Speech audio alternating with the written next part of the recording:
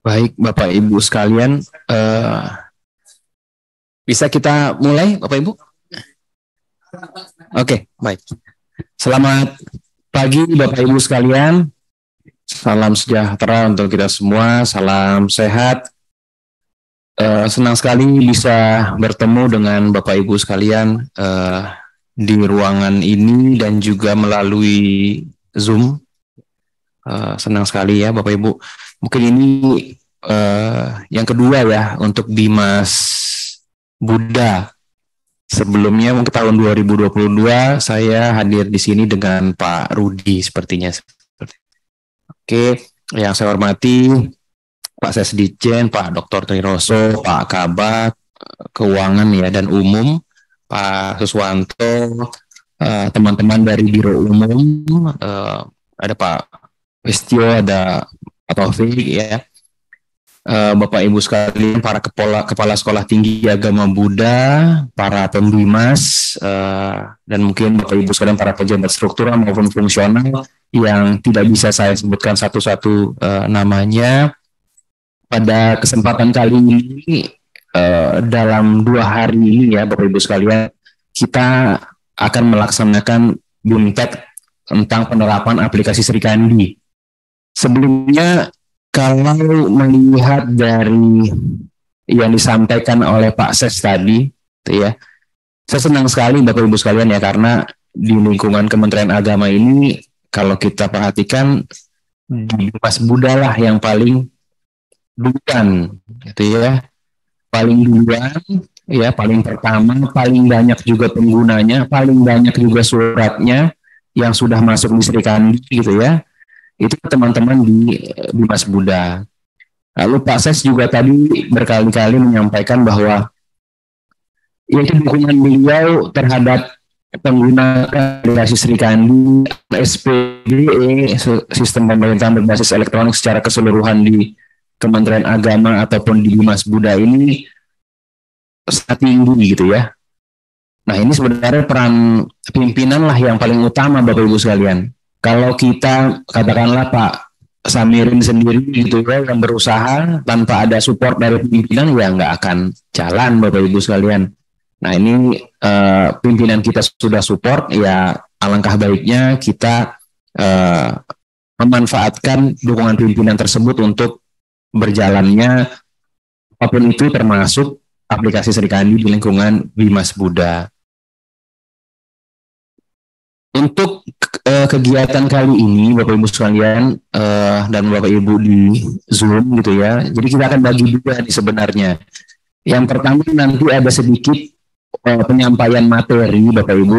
Materinya ini sekali lagi untuk mungkin kalau yang di ruangan ini atau di pusat sudah sangat sering atau sudah sangat paham menggunakan Sri Kandi seperti itu, tapi untuk teman-teman di daerah mungkin ada juga yang belum tahu gitu ya, baru sekilas saja mendengar tentang Sri Kandi gitu ya. Nah ini mungkin nanti akan kita coba ulas sedikit, mengingatkan kembali kenapa sih kita harus menggunakan Sri Kandi Bapak Ibu sekalian. Nah yang kedua nanti Bapak Ibu kita langsung ya mungkin sifatnya praktek gitu ya, praktek menggunakan Sri Kandi. Nah ini yang mungkin tidak semuanya juga kita bisa akomodir sampai ke yang daerah nih, karena terus terang mungkin di daerah pun belum semuanya dibuatkan akunnya. Yang di pusat pun nanti kita akan coba menggunakan akun-akun versi latihannya saja Bapak Ibu. Jadi mungkin tidak sesuai dengan struktur organisasinya atau nama Bapak Ibu sekalian, tapi gimana sih cara menggunakannya itu dulu Bapak Ibu. Cara mendisposisi, cara mengkonsep surat dan lain sebagainya itu yang kita pelajari sama-sama. Perkara nanti ini ketika mau tanda tangan harus verifikasinya harusnya atasan Bapak Ibu namanya siapa gitu ya. Ya karena ini bukan akun Bapak Ibu, ini untuk latihan aja nggak apa-apa gitu. Tapi nanti ketika sudah ketemu atau sudah dibuatkan akunnya, silakan menggunakan akunnya masing-masing sendiri seperti itu. Oke, baik, saya akan kembali ke Zoom-nya Bapak Ibu sekalian ya, ke materi.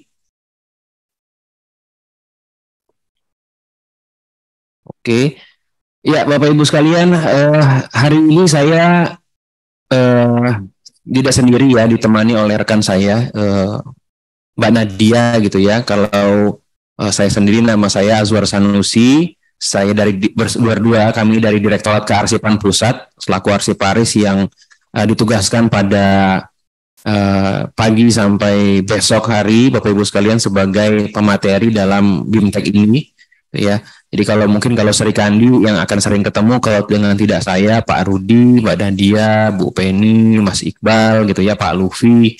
Nah, kebetulan kalau Kementerian Agama mungkin seringnya ketemunya dengan saya Bapak Ibu sekalian. Mudah-mudahan nggak bosen ya Bapak Ibu sekalian ya. Selanjutnya dasar hukum Bapak Ibu sekalian. Mungkin ini sering disampaikan gitu ya, termasuk tadi sudah disampaikan juga oleh Pak Kabak, oleh Pak Ses ya. Kalau kearsipan itu jelas ada undang-undangnya nomor 43 tahun 2009 tentang kearsipan. Lalu ada PP-nya, Peraturan Pemerintah nomor 28 tahun 2012 tentang pelaksanaan undang-undang tadi. Lalu juga ada Perpres ya, Peraturan Presiden nomor 95 tahun 2018 tentang SPBE atau Sistem Pemerintahan Berbasis Elektronik. Mudah-mudahan Bapak Ibu sekalian sudah sering dengar ya SPBE ini ya Bapak Ibu, karena ini dasar utamanya sebenarnya.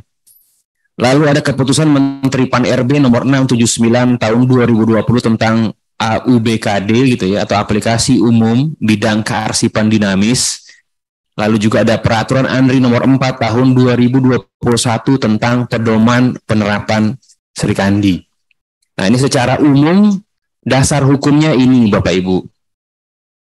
Lalu untuk di lingkungan Kemenak gitu ya, untuk dilakukan Kementerian Agama ternyata sudah ada ini keputusan Menteri Agama Republik Indonesia nomor 848 ini Pak ya. 848 tahun 2022 tentang Sistem Informasi Kearsipan Dinamis terintegrasi pada Kementerian Agama. Jadi sudah ada dasar pelaksanaannya di lingkungan Kemenak. Bahkan tadi saya sempat dengar di lingkungan Bimas Buddha sendiri pun ada ya peraturannya Pak ya. Untuk penggunaan surat edaran atau apa tuh Pak? Surat edaran ya. Bahkan di lingkungan Bimas Buddha juga sudah ada surat edarannya. Kebetulan saya belum punya filenya atau datanya, jadi tidak bisa saya tampilkan. Tapi di lingkungan Kemenak sudah ada, Bimas Buddha pun sudah ada. Jadi harusnya tidak ada pertanyaan lagi ya. Kenapa sih kita harus pakai Sri Kandi gitu ya? Saya lebih nyaman pakai yang lama modelnya atau konvensional atau kertas gitu ya. Nah, ini udah ada dasar hukumnya Bapak Ibu sekalian. Jadi mudah-mudahan bisa kita ikuti, bisa kita patuhi sama-sama. Karena sebenarnya tujuannya kan untuk mempermudah kita Bapak Ibu sekalian. Meskipun nanti ada beberapa kendala-kendala, tapi itu nanti di luar dari tujuan utamanya sebenarnya. Nah, kenapa Sri Kandi Bapak Ibu sekalian? Jadi ya kalau kita katakan visi misi presiden kita itu adalah visinya terwujudnya Indonesia maju yang berdaulat, mandiri dan berkepribadian berlandaskan gotong royong, dituangkan pada misi-misi beliau ada 9 gitu ya. Nah, di poin ke-8 ini Bapak Ibu, pengelolaan pemerintahan yang efektif, efisien dan terpercaya sepertinya akan mustahil tanpa penggunaan atau pemanfaatan teknologi informasi komunikasi. Karena ya tujuannya TIK itu kan ya kita lebih efektif dalam bekerja, lebih efisien dari sisi biaya dan waktunya gitu ya, dan juga harus terpercaya. Tadi saya dengar dari Pak Ses itu titik beratnya keterpercayaan gitu Bapak Ibu sekalian. Ketika sudah berkirim surat, sudah Pak, mana catatannya? Ya semua terdokumentasi ada di Sri Kandi. Jangan bilangnya sudah mengirim surat, tahu-taunya belum. Sudah menerima surat Pak, belum Pak. Ternyata di Sri Kandi sudah ada tapi belum dibuka. Nah itu kan kalau sudah ada sistem ya Bapak Ibu, seharusnya lebih terpercaya kita. Kalau masih pola-pola lama, pola-pola konvensional, kertas ya mungkin kita bisa kadang berkelit seperti itu. Tapi kalau dengan sistem seharusnya sudah lebih terpercaya.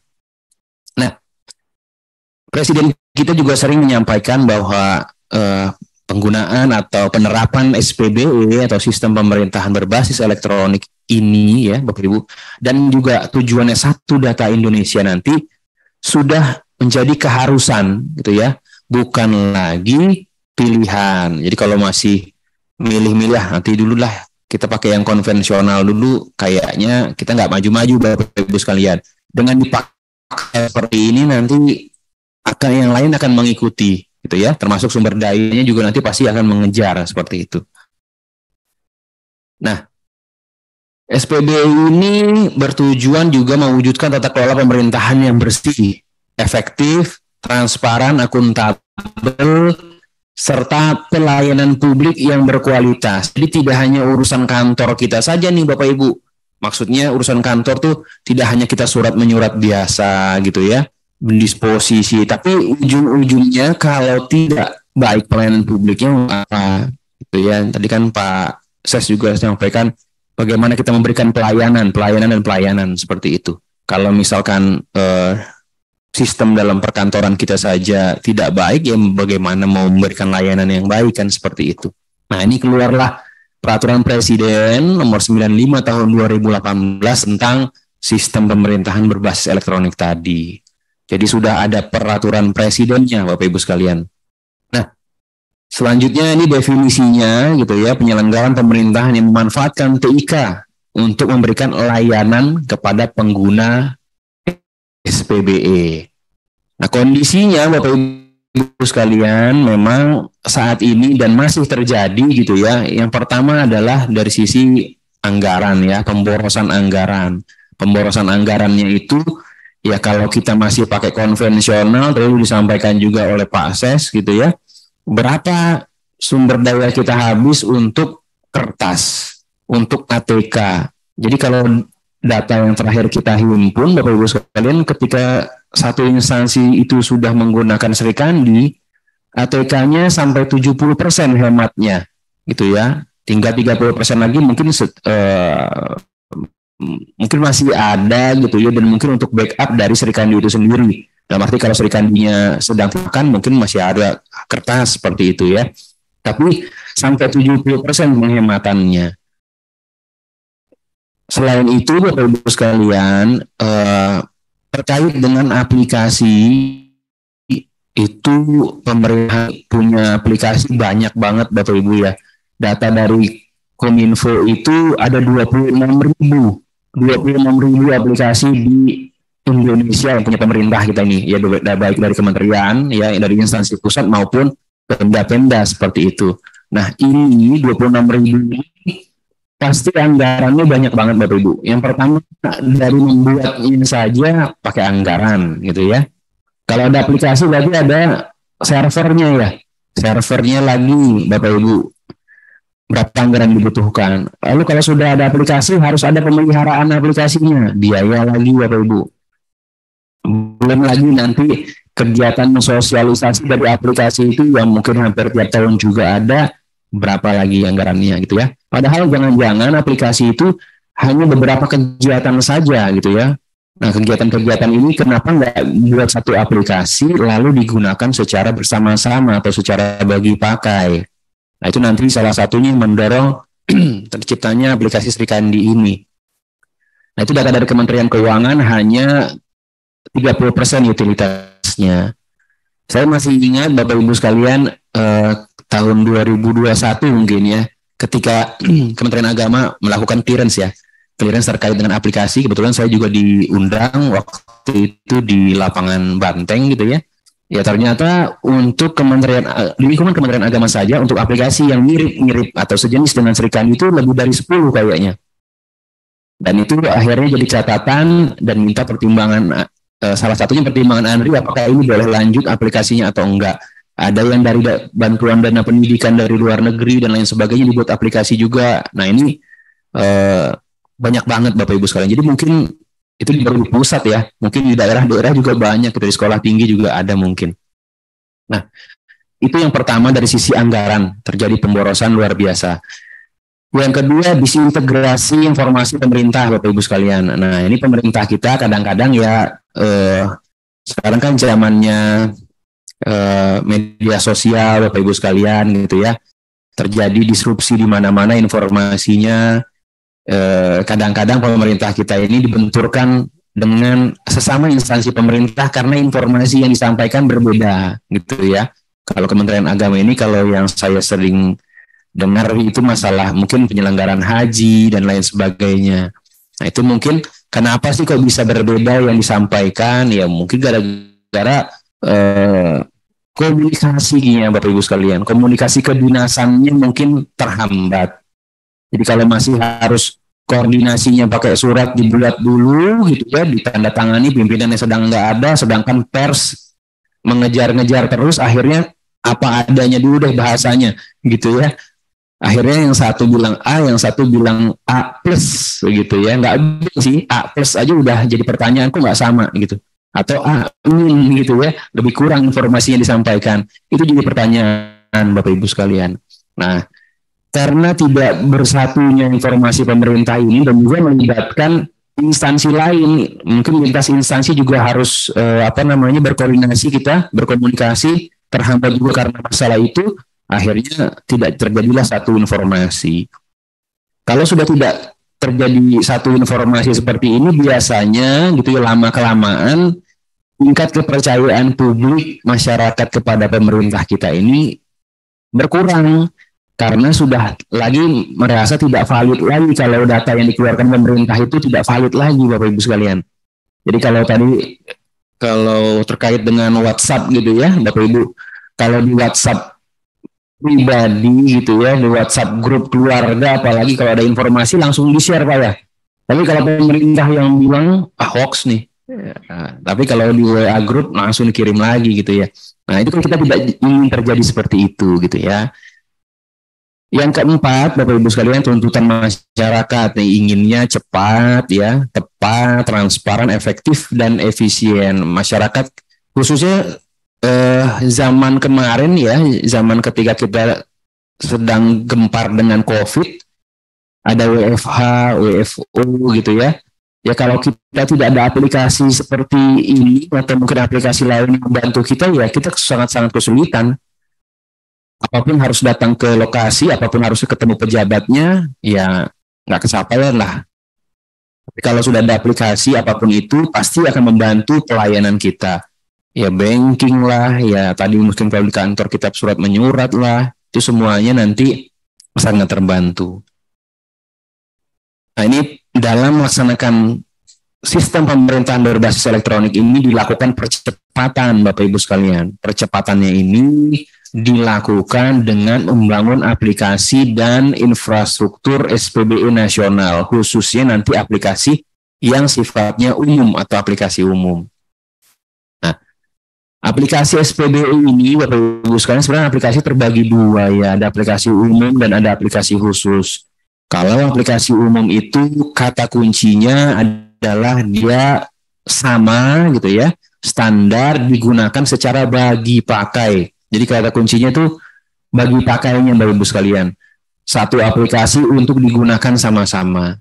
Kalau aplikasi khusus itu ya memang kekhususan dari instansinya sendiri. Kalau Kemenak punya tupoksi ya pasti khusus yang akan berbeda dengan instansi lain, silakan buat aplikasinya. Pendaftaran haji atau kalau mungkin di Bimas Bunda juga punya itu silakan. Tapi kalau untuk surat menyurat, kearsipan, gunakanlah aplikasi Sri Kandi. Nah, kegiatan aplikasi umum itu ada 8 Bapak Ibu, dari mulai perencanaan, penganggaran, pengadaan barang jasa, akuntabilitas kinerja, pemantauan dan evaluasi, kearsipan, kepegawaian, dan pengaduan pelayanan publik. Ini ada di pasal 63 Perpres 95 tahun 2018 tadi. Mungkin dari 8 ini Bapak Ibu juga sudah sering dengar ya, ada aplikasi Krisna, Sakti, SPSE gitu ya.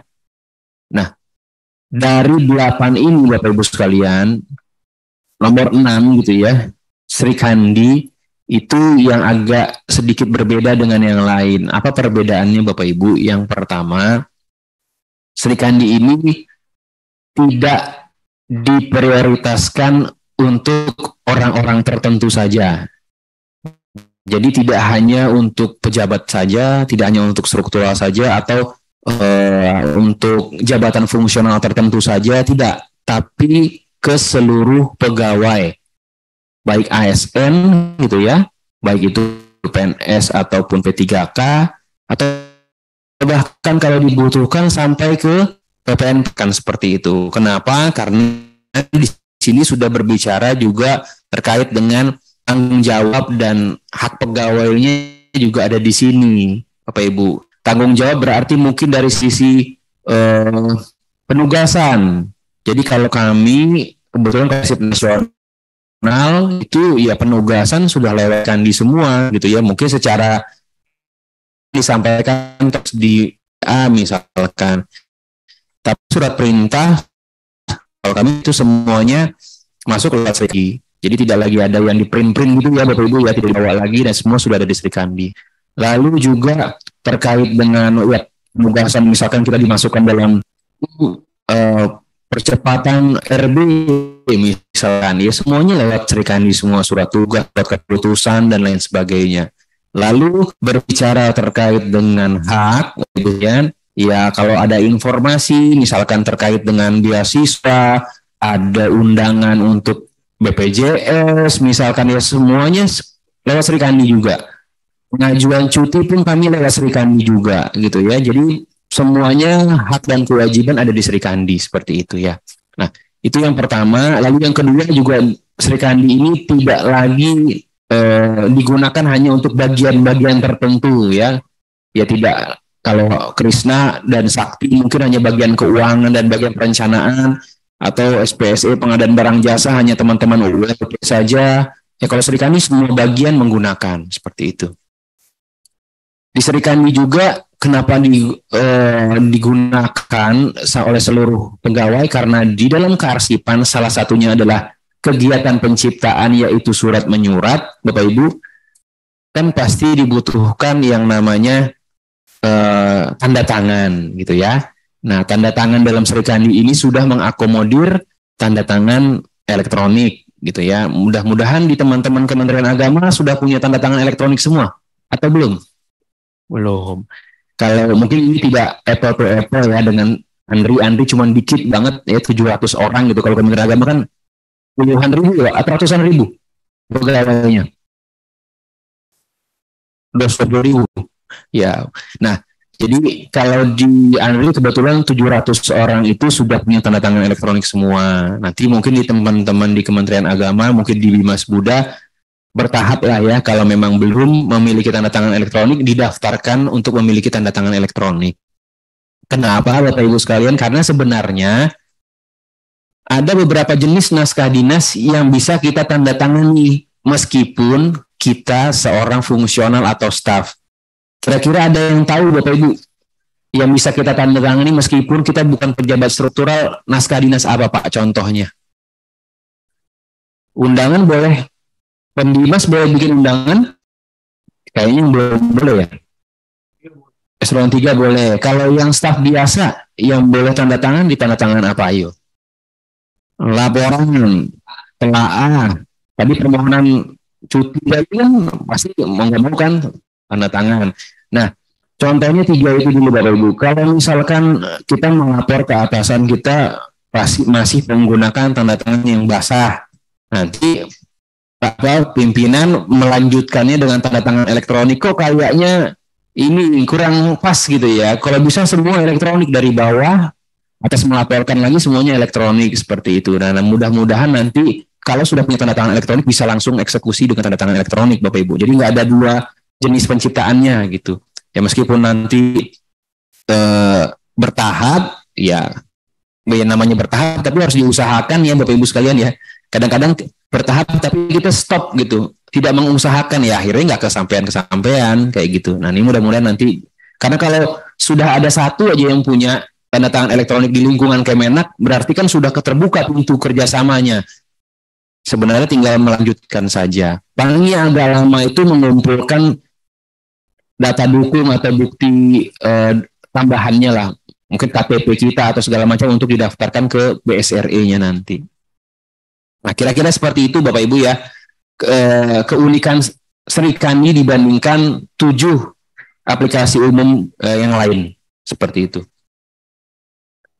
Nah, ini SPBE kearsipan, Bapak Ibu sekalian, sebenarnya dilaksanakan tidak hanya untuk instansi pusat, tapi juga pemerintah daerah, Ya, instansi pusat ini berarti kan kementerian-kementerian ya, lembaga pemerintah non kementerian, LNS, tapi juga Pemda-Pemda, Pemprov gitu ya. Pemkapkot juga sudah harus menggunakan Srikandi sebenarnya. Proses bisnisnya, pengelolaan kearsipan ini dilaksanakan sesuai dengan ketentuan peraturan perundangan. Jadi kami Arsip Nasional itu berusaha terkait dengan probisnya Srikandi ini tidak melenceng dari yang ada di peraturan-peraturan, baik itu di undang-undang, PP, peraturan ANRI, mudah-mudahan tidak berbenturan seperti itu ya. Kalaupun ada sedikit perbedaan, nanti ada penyesuaian-penyesuaian di dalamnya, atau bahkan nanti mungkin ada peraturan terbaru terkait dengan penggunaan aplikasi Srikandi ini. Nah, integrasi layanan kearsipan itu ada sebenarnya 3 ya bentuknya ya. Yang pertama bagi pakai arsip dan informasi kearsipan di instansi pusat, pemerintah daerah gitu ya. Lalu basis data terintegrasi artinya tidak ada lagi server-server sendiri Bapak Ibu sekalian. Jadi semuanya sudah dalam satu server di pusat data nasionalnya Kominfo. Semua ada di pusat data nasionalnya Kominfo. Seperti itu. Yang ketiga, adanya penyelenggaraan sistem aplikasinya, yaitu nanti Srikandi. Nah, integrasi layanan kearsipan ini dikoordinasikan oleh menteri yang menyelenggarakan urusan pemerintahan di bidang aparatur negara. Dalam hal ini adalah Kemenpan RB, seperti itu. Nah, oleh karena itu keluarlah keputusan Menpan RB nomor 679 tahun 2020 tentang AUBKD tadi. Di diktum ke-1-nya menetapkan Srikandi sebagai aplikasi umum bidang kearsipan dinamis, gitu ya. Tidak ada aplikasi lain nih Bapak Ibu. Maaf. Nah, ini saya cepat saja. Nah, ini ya, kerangka kebijakan aplikasi kearsipan sebenarnya tidak baru-baru ini saja ya Bapak Ibu ya.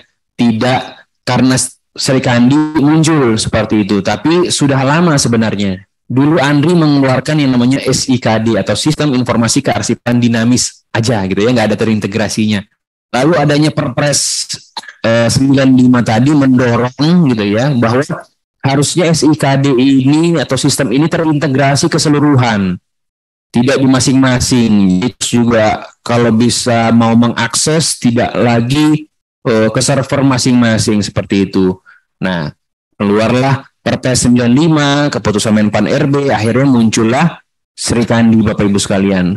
Nah, dari sisi pemangku atau yang melaksanakannya, ya penanggung jawabnya, kalau dulu SIKD cuma ANRI saja. Jadi mungkin itu juga yang kurang kuat sebagai pendorongnya. Tapi sekarang Srikandi ini dilaksanakan utamanya oleh 4 instansi pusat ya. Yang pertama ada ANRI, ada Menpan, ada Kominfo, ada juga BSSN. Apa saja perannya Bapak Ibu sekalian? Yang pertama adalah dari Menpan, itu terkait koordinasi dan regulasi. Jadi bagaimana seharusnya koordinasi di antara tim aplikasi Srikandi maupun dengan para penggunanya, itu sebenarnya Menpan yang bertanggung jawab. Dari sisi regulasinya keluarlah Kemenpan RB tadi, dan juga nanti kalau dibutuhkan untuk lebih menekan lagi, Menpan juga harusnya bertanggung jawab terkait itu, membuat peraturannya. Dari sisi ANRI, kami melakukan penyusunan proses bisnis kearsipannya. Jadi bagaimana sih harusnya menerima surat, apa saja yang dicatat, dokumentasinya, alurnya bagaimana. Kalau dulu ada paraf, bagaimana di elektronik parafnya, seperti itu tanggung jawabnya Arsip Nasional. Kami juga yang melaksanakan penyampaian atau sosialisasi BIMTEK dan lain sebagainya. Nah, Srikandi ini kan saat ini baru di versi kedua Bapak Ibu sekalian ya. Nah, di versi kedua ini untuk sisi pengembangan aplikasi itu masih dipegang oleh teman-teman Kominfo. Meskipun sekarang sudah dipindah tangankan aset Srikandi ke Arsip Nasional, tapi dari sisi pemeliharaannya masih teman-teman Kominfo sampai nanti berganti versi menjadi versi ketiga di tahun 2024. Tapi untuk penyediaan infrastruktur TIK-nya itu tetap teman-teman Kominfo karena pusat data nasional adalah Kominfo, seperti itu. Jadi kalau saat ini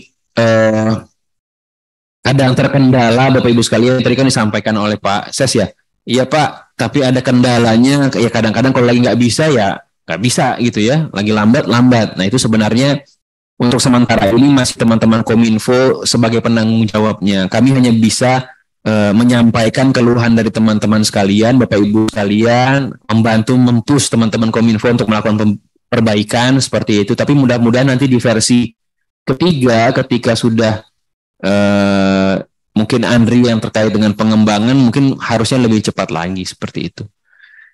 Yang keempat, Bapak Ibu sekalian, dari sisi pengamanan aplikasinya itu teman-teman BSSN dan sertifikasi elektroniknya, BSSR melalui BSRE mengeluarkan sertifikasi elektronik. Nah, nanti kalau Bapak Ibu sekalian sudah kerjasama nih sebenarnya ya tinggal pengajuan aja ya tanda tangan elektroniknya.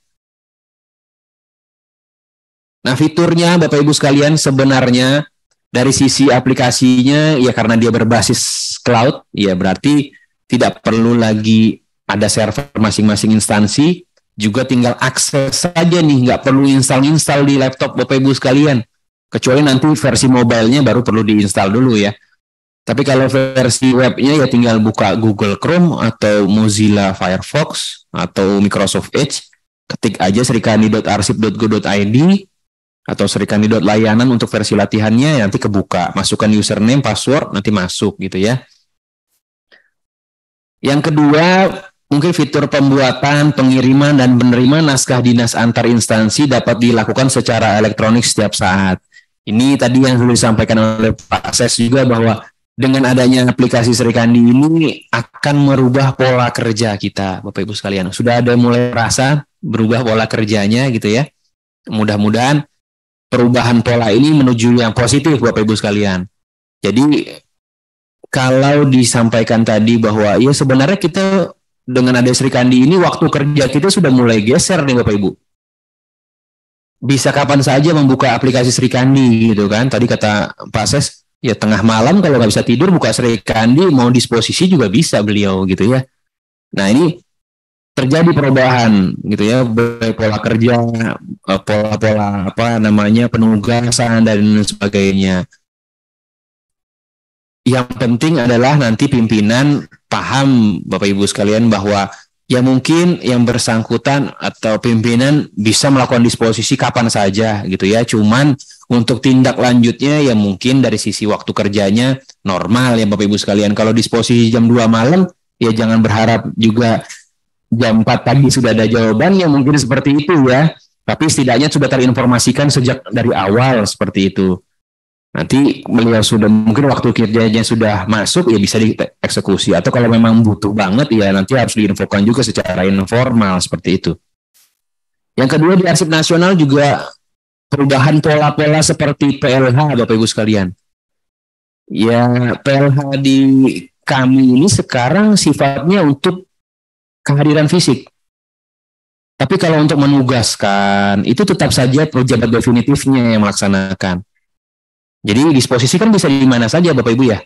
Jadi kalau misalkan menerima surat, lalu Pak Ses sedang perjalanan ke bandara atau sedang baru turun dari pesawat menunggu menjemput gitu ya, dijemput gitu kan. Nah itu ya beliau bisa saja disposisi untuk siapa hadir. Tapi kan kalau ditugaskan hadir menggantikan Pak Ses, ya nggak bisa lewat Serikandi kan, pasti harus ada PLH fisiknya.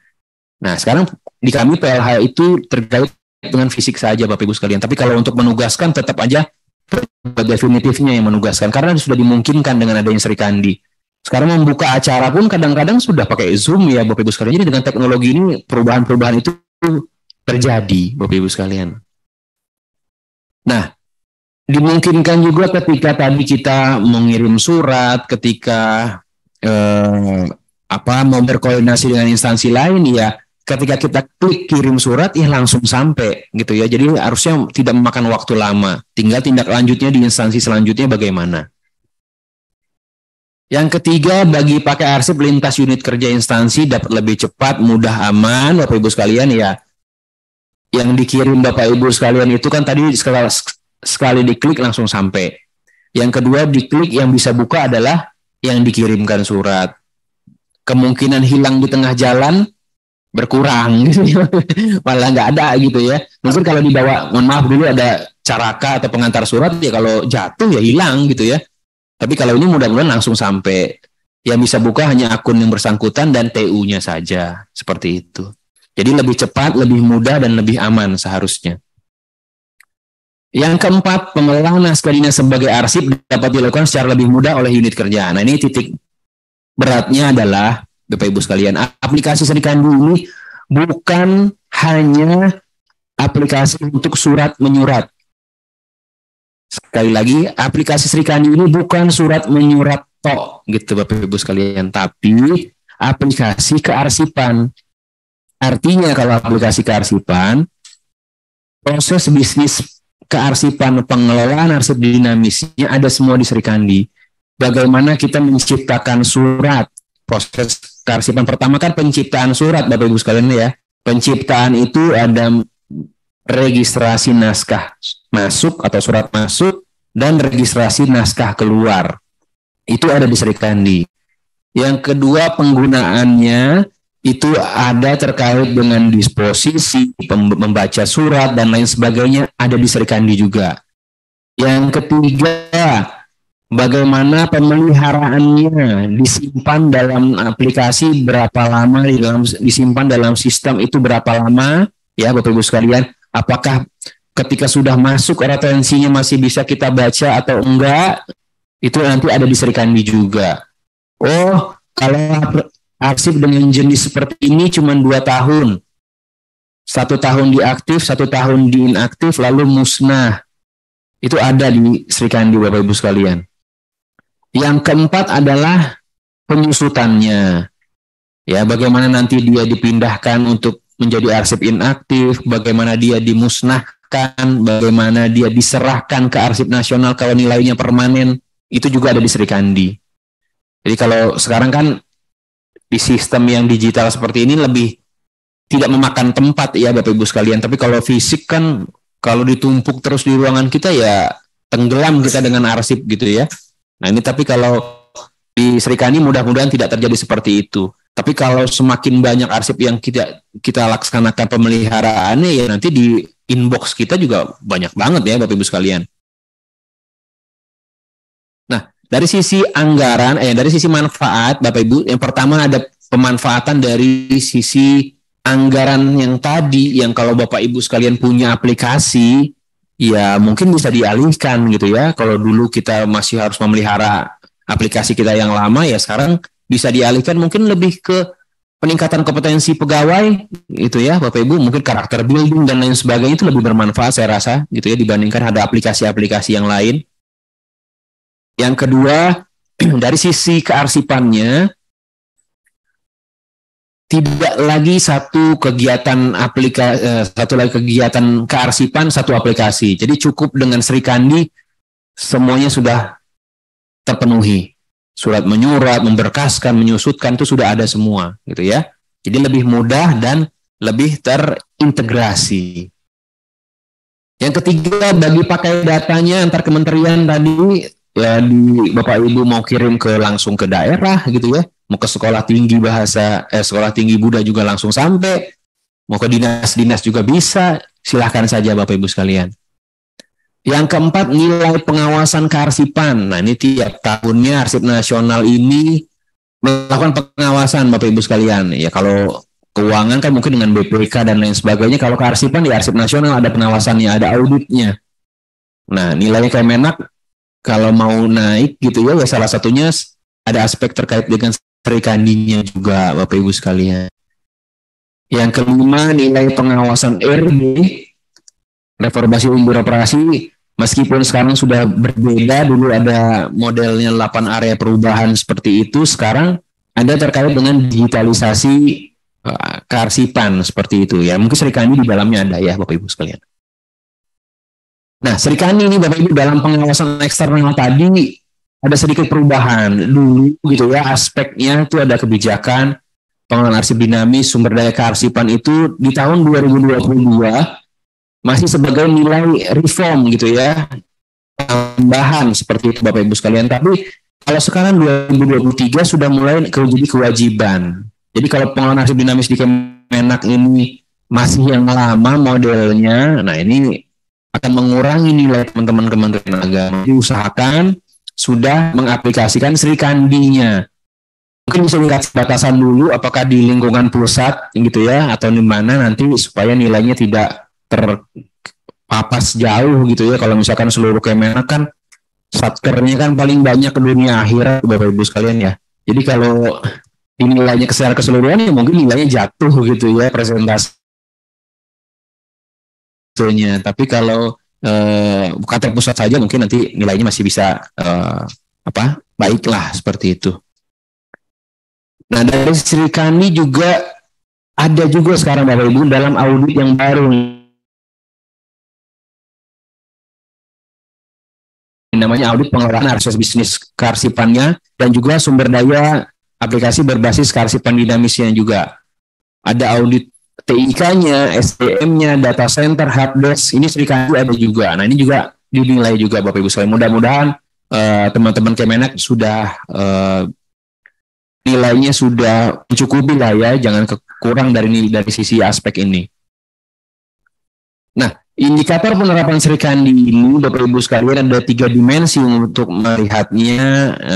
Ada dimensi teknologi itu ada kualitas informasi, ada kualitas sistem, dimensi organisasi ada dukungan pimpinan, fasilitasi penerapan, dimensi SDM itu ada pelatihan penggunaan, kepercayaan individu, dan penerimaan pengguna.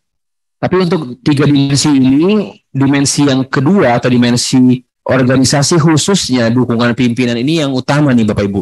Kalau pimpinan kita nggak dukung gitu ya, tadi seperti saya sampaikan di awal, sulit. Tapi kalau pimpinan kita sudah oke, sudah ingin menggunakan dan mungkin paham dengan kendala-kendala yang mungkin akan ditemui dan tetap semangat gitu ya Bapak Ibu sekalian, saya rasa nanti berjalannya akan baik seperti itu.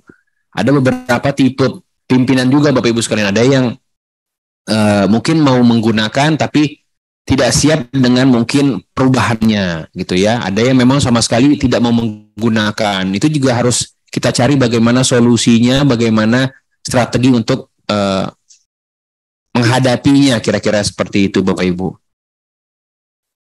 Nah, dukungan sumber dayanya ada infrastruktur dan suprastruktur. Yang pertama karena infrastrukturnya ini jaringan telekomunikasi. Karena Sri Kandi ini kan mau nggak mau menggunakan internet Bapak Ibu sekalian ya. Jadi diusahakan kalau kita menggunakan WiFi kantor ya mudah-mudahan tidak ada kendala gitu ya. Ataupun nanti ya paket data kita kalau misalkan WiFi kita tidak bisa. Servernya sudah ada di teman-teman Kominfo, komputer klien, berarti tempat Bapak Ibu sekalian ada laptop atau mungkin gadgetnya masing-masing. Sistem keamanan oleh teman-teman BSSN, lalu kelembagaan Bapak Ibu sekalian dari sisi suprastruktur, kelembagaan ketataksanaan ini usahakan Bapak Ibu sekalian teman-teman admin gitu ya, mengupdate terus bagaimana posisi kelembagaan dan ketataklaksanaannya. Jadi kalau di Sri Kandi ini ya harus diupdate Bapak Ibu sekalian, kalau ada perubahan organisasi ya diupdate seperti itu. Yang ketiga pelaksananya. Nah pelaksananya ini penting Bapak Ibu sekalian karena harus jelas siapa dan berperan sebagai apa. Ya. Bapak Ibu sekalian yang hadir di sini pasti akan menjadi user atau pengguna semuanya yang hadir di sini. Tapi mungkin ada Bapak Ibu sekalian yang hadir di sini juga ada sebagai ditugaskan juga selain sebagai user sebagai admin. Ya mungkin Pak Samirin sebagai admin gitu ya. Ada juga yang ditugaskan sebagai TU karena beda role-nya Bapak Ibu sekalian, berbeda perannya. Nah, itu harus jelas Bapak Ibu sekalian. Khususnya yang admin dan TU ini kalau bisa lebih jelas lagi. Mungkin ada surat tugas atau surat perintah karena ya namanya admin bisa ubah-ubah isinya Bapak Ibu sekalian, dalam arti bukan isi suratnya tapi mungkin usernya bisa diedit, posisi jabatan bisa diedit, itu teman-teman admin yang bisa melaksanakan. Jadi nggak boleh sembarang orang pegang akun adminnya. Lalu akun PU tata usaha, dia bisa baca surat-surat yang masuk ke pimpinannya. Jadi kalau sembarangan yang pegang ya kerahasiaannya hilang juga Bapak Ibu sekalian. Jadi harus ditugaskan siapa yang pegang akun TU tersebut. Yang keempat, NSPK. NSPK itu norma standar pedoman kriteria kearsipannya Bapak Ibu sekalian. Jadi kalau di Kemenak ini kan kalau dibilang NSPK wajib dari kearsipan itu ada 4. Yang pertama tata naskah dinas. Ya kan Bapak Ibu sekalian, tata naskah dinas itu nanti mengatur jenis naskah apa aja yang ada di Kemenak, siapa yang berwenang tanda tangan, bagaimana format penulisannya, itu tata naskah dinas. Kemenak sudah punya, terakhir kalau nggak salah tahun 2016. Lalu ada klasifikasi arsip. Klasifikasi arsip itu bagaimana nanti kita melakukan pengkodean untuk mengelompokkan arsip kita. Mungkin Bapak Ibu sekalian kenal dengan kode klasifikasi KU, keuangan. Itu ya, KP, kepegawaian. Kalau Bimas biasanya pakai kode apa? BA. Itu ya. Iya, itu jadi kode klasifikasi seperti itu. Itu juga Kemenak sudah punya. Cuman sudah lama banget nih.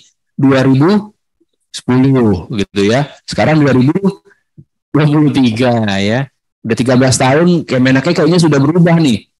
Mungkin dulu hanya beberapa direktur jenderal eselon 1, mungkin sekarang udah nambah. Penambahan eselon itu kan berarti menambah fungsi ya Pak ya. Berarti sudah ada penambahan fungsi baru, fungsi itu menghasilkan arsip salah satunya. Nanti dikelompokkan ke fungsi mana nih kalau belum ada gitu ya. Lalu ada juga jadwal retensi arsip, instrumen yang ketiga, mohon maaf. Yang ketiga itu JRA. JRA itu nanti mengatur berapa lama sih kita menyimpan arsip Bapak Ibu. Apa kita simpan terus sampai Kementerian Agama bubar gitu atau bagaimana? Atau sampai cukup setahun aja lah, habis itu langsung dimusnahin. Nah itu ada aturannya Bapak Ibu sekalian. Jadi kalau teman-teman di lingkungan Bimas Buddha gitu ya, sudah ada sejak Kementerian Agama berdiri, misalkan seperti itu, dan belum pernah melakukan pemusnahan arsip, tapi arsip yang ditemukan itu tahun 2000-an, nah yang ke belakang itu kemana Bapak Ibu sekalian? Jangan-jangan sudah musnah secara alamiah gitu ya. Oh ada yang kebakar, udah ada. Ini udah ada pengakuan nih kebakaran. Tuh ada yang di kilo, aduh bahaya nih ya. Ada yang kena banjir mungkin kalau di daerah rawan banjir gitu ya, udah dimakan rayap. Nah itu kan seharusnya tidak seperti itu. Berarti kan itu musnah tanpa prosedur yang sebenarnya gitu Bapak Ibu sekalian. Nah sebenarnya ada prosedurnya dan ada waktu simpannya. Jadi nggak perlu juga kita takut memusnahkan, sudah ada pedomannya. Ketika kita musnahkan, katakanlah jeleknya ada kasus 10 tahun kemudian gitu ya, kalau sudah dilakukan pemusnahan kan ada buktinya. Ada tim penilainya kok, disaksikan oleh unsur hukum dan lain sebagainya kok ketika memusnah. Jadi nggak ada masalah Bapak Ibu sekalian. Yang keempat SKKAD atau Sistem Klasifikasi Keamanan Akses Arsip Dinamis. Jadi diatur Bapak Ibu sekalian dengan kelompok arsip seperti ini, itu boleh yang akses siapa? Apakah staf biasa, eselon 4, eselon 3, eselon 2, eselon 1 misalkan. Kalau dibatasi bahwa hanya eselon 2, bahwa di terteranya adalah eselon 2, berarti kalau eselon 3 ke bawah, ya itu harus minta izin dulu sama pemilik arsipnya. Kira-kira seperti itu. Nah, NSPK-nya Kementerian Agama ini sebagian sudah ada dan mungkin ada juga yang perlu dilakukan revisi. Nanti kita update yang terbarunya seperti apa. Nah, kegiatan Serikandi ini sudah beberapa tahap kita laksanakan, ada persiapan, BIMTEK, BIMKOS gitu ya. Lalu juga penyusunan program bersama, ada helpdesk nasionalnya juga, ada monitoringnya juga. Jadi sudah cukup panjang nih perjalanannya Bapak Ibu sekalian. Nah, Bapak Ibu sekalian, monitoring evaluasi ini kita lakukan. Untuk apa? Untuk supaya Serikandinya lebih baik lagi, lebih sempurna gitu ya Bapak Ibu sekalian. Karena memang sulit ya kalau mengatakan kesempurnaan sebenarnya sulit gitu ya. Tapi agar lebih baik lagi, tidak banyak kendalanya, kita butuh monitoring evaluasi. Dalam Monef ini, Bapak Ibu sekalian, kalau kita perhatikan, ya mungkin banyak masukan-masukan ya dari instansi lain yang sudah menggunakan. Saya nggak tahu nih, saya lupa apakah Kementerian Agama pernah mengirimkan masukan atau enggak ke Serikandi gitu ya. Tapi semua masukan itu baik yang kami lebih senang tertulis ya Bapak Ibu sekalian ya, supaya juga jadi catatan kami juga, dokumentasi kami juga. Nah, semua yang disampaikan itu menjadi catatan dan bahkan nanti juga dipertimbangkan untuk masuk ke dalam sistem Serikandinya. Saya sering menjadikan contoh teman-teman dulu dari Ombudsman, Bapak Ibu sekalian. Ombudsman itu di aplikasi mereka yang lama bisa melaksanakan tanda tangan elektronik lebih dari satu orang di satu naskah. Ya contohnya berita acara dan lain sebagainya. Tapi kalau teman-teman Ombudsman ini kalau mau tanda tangan pimpinannya, itu kalau nggak salah saya ada 7 gitu ya. 7 anggota, 7-7-nya tanda tangan. Jadi kolektif gitu Bapak Ibu. Mungkin kalau di Kemenak tidak seperti itu, tapi kebutuhan akan itu ada. Nah, dulu di Serikandi versi 1 dan versi 2 di awal-awal, belum bisa tuh Bapak Ibu. Tanda tangan ya satu naskah ya satu tanda tangan. Tapi dengan adanya informasi, adanya bantuan dari teman-teman Ombudsman, termasuk memberikan source code bagaimana caranya, sekarang Serikandi sudah bisa lebih dari satu orang yang tanda tangan. Jadi Bapak Ibu kalau mau bikin berita acara, bisa. Mau cuti, itu kan lebih dari satu tanda tangan bisa. Silakan aja Bapak Ibu sekalian. Yang bikin laporan tiga-tiganya mau tanda tangan gitu ya, ya silakan aja, bisa-bisa saja seperti itu ya. Bikin telaah, 2 orang yang telaah ya silakan. Nah, kami juga memberikan apresiasi ya kepada instansi-instansi yang menggunakan aplikasi Serikandi secara baik. Kemarin di Hari Kearsipan juga sudah ada pengumumannya gitu ya, siapa yang menggunakan aplikasi Serikandi secara baik seperti itu. Dan juga untuk yang belum menggunakan aplikasi Serikandi, kami juga berikan catatan juga ya, catatannya mungkin bukan catatan yang baik seperti itu, dan kami laporkan kepada Menpan, dan Menpan mungkin nanti kepada Presiden seperti itu. Nah, ini Bapak Ibu sekalian terkait dengan, maaf sebentar. Ini rekap sementara Bapak Ibu sekalian, ya. Bisa diperhatikan di depan itu Serikandi saat ini untuk tanggal berapa nih? 17 September ya, 2023 sudah menghasilkan 9.385.414 naskah masuk. Surat tuh Bapak Ibu sekalian ya, berarti sudah menciptakan juga naskah keluarnya 9.355.000, dan disposisi yang tercipta di Serikandi sudah 11.206.938 disposisi. Kalau dibayangkan itu misalkan satu naskah masuk 1 lembar saja Bapak Ibu sekalian, itu udah 9 juta lembar gitu kita hemat. Padahal kadang-kadang ya satu surat juga 2 lembar, 3 lembar gitu ya. Nah itu bisa dibayangkan ya, mudah-mudahan ini terlihat manfaatnya dari sisi ya berapa rim lagi itu kan ya, kalau Bapak sampai rim seperti itu. Satu rimnya taruh 50.000. Sudah bisa dihitung nilai ekonomisnya Bapak Ibu sekalian sebenarnya ya. Lalu ini rekap sementara Bapak Ibu sekalian ya. Maaf. Dari instansi yang sudah menggunakan aplikasi Serikandi, Kementerian Agama ini nomor 6 Bapak Ibu sekalian. Ya. Nomor 6. Jadi Kementerian Agama itu sudah menghasilkan 202.671 naskah masuk. Naskah keluarnya 143.661, disposisinya 143.742. Jadi ini termasuk top 6 lah ya. 6 tertinggi dari pengguna Serikandi ini. Ini masih belum semua nih Kementerian Agama menggunakan ini. Kalau enggak nanti ini bisa ngalahin Kementerian Kesehatan seharusnya. Tapi Kementerian Kesehatan jauh banget tuh Pak, 2 juta. Udah jutaan dia. Karena memang sudah diterapkan sampai ke rumah sakit juga kalau nggak salah saya gitu ya. Sakit ya. Oke, nah ini sudah urutan ke-6 Kementerian Agama di bawah pemerintah Kabupaten Jombang, Kabupaten Klaten, KLHK, BPOM, dan Kementerian Kesehatan. Saya rasa nanti kalau sudah optimal banget gitu ya, di Kementerian Agama mungkin lebih tinggi lagi seperti itu. Nah, Ini secara garis besarnya ya, Kementerian Agama tadi ya, nomor 6, Arsip Nasional nomor 8 nih, karena memang tidak terlalu besar instansinya, Bapak Ibu sekalian. Selanjutnya dari profil data naskah pada instansi masing-masing. Ini di Kementerian Agama ini paling tinggi Kanwil Kemenak Provinsi Nusa Tenggara, apa ini ya? Timur apa kalau nggak salah tadi ya? Apa Barat nih? Timur ya? Ini cukup tinggi ya. Nah, kalau di lingkungan pusat, Bapak Ibu sekalian, ini ada Ditjen Bimas Buda, itu nomor 2, gitu ya. Ini saya apresiasi untuk teman-teman di Ditjen Bimas Buda, ada 2 nih. Direktorat Jenderal Bimbingan Masyarakat Buddha dan Direktorat Urusan Pendidikan Agama Buddha. Ini yang sudah menggunakan Sri Kandi yang paling tinggi nih ya. Ada 2 nih.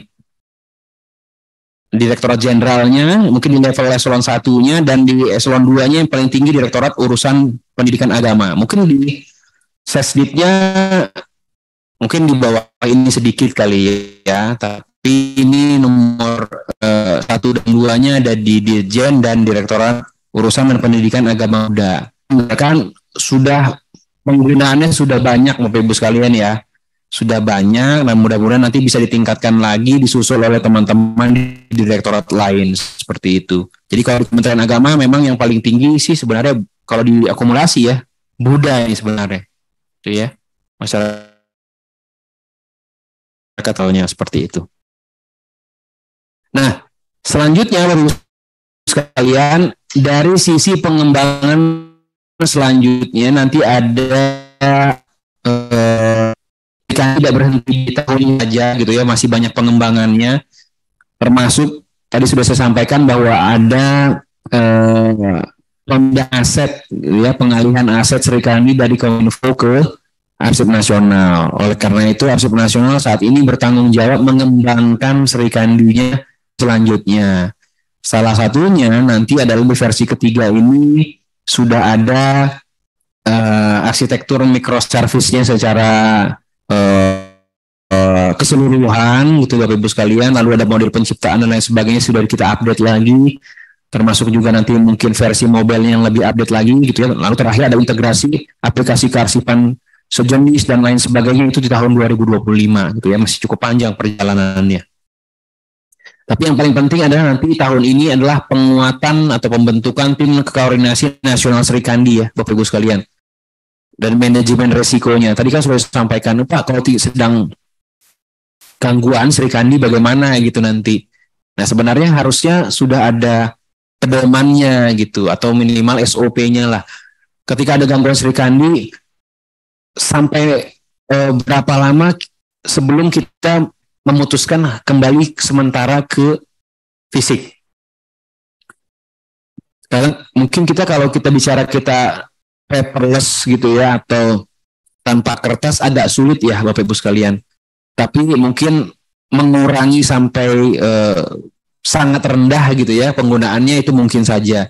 Jadi nanti mungkin ada SOP terkait kalau Sri Kandi gangguan, batasan toleransi sampai mana. Kalau sampai 1 jam sudah nggak bisa digunakan, kembali dulu sementara ke kertas. Karena kalau enggak kita harus benar-benar Sri Kandi ya akhirnya nggak berjalan kantor kita kan gitu ya Bapak Ibu. Tapi ketika sudah kembali lagi, dan itu harusnya juga ada batasannya juga nanti di Sri Kandi berapa lama dia perbaikannya, itu teman-teman Kominfo nanti harus menjamin kira-kira seperti itu. Nah, Bapak Ibu sekalian, terkait dengan siapa yang menggunakan Sri Kandi ya Bapak Ibu sekalian, ini sebenarnya kita sudah ada klasterisasinya gitu ya. Total instansi pusat sebenarnya di Sri Kandi ini di Indonesia ini ada 157 Bapak Ibu sekalian. Ada 157, ada yang klaster kementerian, ada yang LPNK, ada alat negara, ada lembaga pemerintah lainnya, ada sekretariat lembaga negara, ada lembaga penyiaran publik, ada lembaga non struktural. Nah, ini sebenarnya klasterisasinya seperti ini. Kalau Kemenak kan masuk kementerian. Nah, kementerian semuanya sudah menerapkan aplikasi Sri Kandi. Jadi Bapak Ibu kalau mau bersurat, Silahkan. Kalau Kementerian Agama biasanya bersuratnya kemana Bapak Ibu koordinasinya dengan kementerian lain? Keuangan ya? Keuangan, Menpan, koordinatornya ke enggak, kalau Kemenko-nya biasanya ke Marves apa ke PMK atau kemana? Kalau Kementerian Agama biasanya P, PMK itu kan ya. Jadi sebenarnya sekarang seluruh kementerian itu sudah ada akunnya masing-masing Bapak Ibu sekalian. Jadi boleh dikirimkan ke masing-masing kementerian. LPNK termasuk di dalamnya ada ANRI itu juga sudah semua. Alat negara ini berarti TNI Polri ya. TNI Polri juga sudah. Sekretariat Lembaga Negara, Lembaga Penyiaran Publik, RRI, TVRI juga sudah ada Bapak Ibu sekalian. Lembaga non-struktural, nah ini dia. Lembaga non-struktural Bapak Ibu sekalian ternyata cukup banyak, ada 84. Mungkin kita sendiri tidak hafal ya Bapak Ibu sekalian dengan lembaga non-struktural. Biasanya namanya komisi-komisi Bapak Ibu sekalian, banyak komisi-komisi. Ya mungkin ada yang badan juga ya Pak, tapi kayaknya komisi kebanyakan Pak. Komisi seperti mungkin KPPU, KIP, ada komisi apa kemarin Gambut, Kompolnas, Gambut, terus ada pengupahan, dewan-dewan pengupahan, banyaklah Bapak Ibu sekalian yang mungkin ya saya pribadi juga jarang dengar gitu Bapak Ibu sekalian. Nah dari 84 kita baru memberikan kepada 68 instansi, yang 16 lagi kami sendiri masih kesulitan untuk menemukan kontaknya Pak Ibu. Jadi instansi induknya saja kadang-kadang nggak tahu Pak kemana kita harus bersurat dan lain sebagainya. Akhirnya 16 lagi belum, tapi yang lain sudah bisa berkomunikasi lewat Serikandi, ya. Nah, rencana pengembangan selanjutnya mungkin yang paling dekat ini adalah versi mobile-nya. Jadi kalau tadi Pak saya bilang ngeceknya mungkin sehari 2 kali gitu misalkan mau kantor gitu ya, nanti mudah-mudahan kalau ada versi mobile-nya ada notifikasi ke HP kita Bapak Ibu kalau ada yang masuk suratnya gitu ya. Pengintegrasian dengan SSO nasional single sign on gitu nanti, lalu penggunaan data induk kerangka satu data Indonesia, pengintegrasian dengan aplikasi umum lainnya tadi sudah di depan ya. Tapi yang paling dekat saat ini adalah pengembangan Serikandi versi 3 oleh ANRI yang tadi sebelumnya oleh Kominfo seperti itu. Nah ini mudah-mudahan nanti ya kami ini berharap ya, kami pun ANRI tidak hanya sebagai pengembang ya Bapak Ibu, kami juga penggunanya juga nih, kami penggunanya juga gitu ya. Nanti kami berharap juga ada versi mobile-nya. Nah ini contoh dulu versi mobile-nya seperti ini, mudah-mudahan tidak ada perubahan ya, seperti itu. Syarat implementasinya Bapak Ibu sekalian, yang pertama adalah perangkat komputer dan koneksi internet. Ya mau nggak mau pakai internet Bapak Ibu sekalian. Scanner di bagian penerimaan naskah dinas, karena Serikandi ini penggunanya belum semuanya menggunakan Serikandi Bapak Ibu, mau nggak mau mungkin saja masih menerima surat-surat fisik. Nah surat fisik ini kan mau nggak mau harus di-scan karena Serikandi menerimanya PDF. Harus di-scan dulu, berarti ada scannernya Bapak Ibu. SOTK-nya harus lengkap, harus yang terbaru dan instrumen kearsipannya tadi ya. Nah ini contoh Serikandi versi 1, versi 2, versi 3, versi keduanya ya. Versi pertama itu masih logonya yang lama, menpannya. Versi kedua sekarang kalau login ada 2 kali ya, ada klik dulu masuk, lalu nanti memasukkan pengguna. Nah, terakhir Bapak Ibu sekalian sebelum menuntaskan materi terkait dengan kebijakan ini adalah tipe dari pengguna Serikandi. Pengguna Serikandi itu Bapak Ibu sekalian sebenarnya terbagi 3 ya, secara garis besar. Yang pertama admin instansi itu ada kami, admin nasional ada arsip nasional gitu ya. Lalu admin instansi itu yang admin yang sudah dibuatkan sebelumnya oleh admin nasional di masing-masing instansi, berarti ada admin Kemenak gitu ya, secara utama admin Kemenak gitu dipegang biasanya oleh unit kearsipan pertamanya, di sini biro umum. Lalu nanti ada admin perbantuan gitu Bapak Ibu sekalian, karena saya yakin Kemenak luas sekali, gak mungkin admin utama yang membuatkan seluruh struktur organisasi, jabatan dan pengguna. Jadi butuh bantuan nanti dari Bapak Ibu sekalian selaku admin di lingkungan satkernya masing-masing. Nah, itu nanti ada admin satker gitu ya. Mungkin di sini ada admin eselon 1, mungkin juga nanti ada admin kanwil, mungkin ada admin sekolah tinggi, nanti seperti itu. Kalau unit kearsipan sebenarnya hanya satu saja Bapak Ibu sekalian ya. Unit kearsipan itu dipegang oleh teman-teman biro umum nanti. Admin TU, bukan admin TU ya. Yang kedua adalah tipenya tata usaha atau sekretaris. Ini biasanya terbagi dua juga. Ada sekretaris TU utama Bapak Ibu sekalian, ini yang ada di kementerian, dan juga ada TU pimpinan masing-masing gitu ya, yang di unit kerjanya, yang bisa melihat surat masuk keluarnya Bapak Ibu sekalian di unit kerja. Tapi kalau instansi utama ya dia bisa lihat seluruh Kemenak seperti itu. Yang terakhir adalah user, pengguna. Pengguna ini ada dua, baik pimpinan maupun staf, yang akan mungkin nanti mengkonsep surat, menindaklanjuti, menandatangani, itu ada di user semua. Tapi kalau akun yang jenisnya TU yang nggak bisa tanda tangan Bapak Ibu sekalian, hanya user saja yang bisa tanda tangan. Kalau sebaliknya, kalau user ya tidak bisa melihat seluruh surat yang dia konsep saja, yang ditandatangani saja yang bisa dia baca, yang lainnya TU yang bisa melihat. Oke, kira-kira sementara terkait dengan kebijakan yang mungkin refresh lagi untuk Bapak Ibu sekalian yang sudah menggunakan Srikandi, dan mungkin ada update terkait tadi ya, siapa penggunanya gitu ya, dan update terkait Kementerian Agama, pencapaiannya seperti apa di dalam aplikasi Srikandi ini sudah saya sampaikan. Mudah-mudahan dapat diterima Bapak Ibu sekalian, dan kalaupun masih